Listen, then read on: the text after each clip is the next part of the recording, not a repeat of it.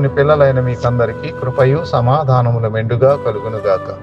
ఈ ఉదయం కొరకు ప్రభు అనుగ్రహించిన తన జీవపు వాక్కు లూకా శుభవార్త 10వ అధ్యాయం 41వ వచనం. మార్తా మార్తా, నీవనేకమైన పనులను గూర్చి విచారము కలిగి తొందరపడుచున్నావు గాని అవసరమైనది ఒక్కటే.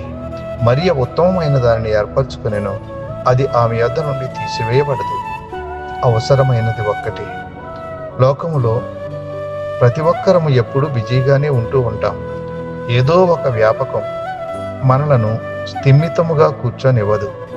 ఎవరికి వారు ఏర్పరచుకున్న తంత్రముల వలన ప్రశాంతమైన జీవితానికి దూరం అవుతూ ఉంటాం. మనం ప్రశాంతంగా, నెమ్మదిగా, సంతోషంగా జీవించటానికి యేసు ప్రభు ఎన్నో విషయాలను చెప్పారు. కొండ మీద ప్రసంగంలో చాలా ప్రధానమైన విషయాలు, విలువైన విషయాలు మన ప్రభు తెలియజేశారు. కాబట్టి అవసరమైన దాన్ని ఏర్పరచుకుందాం.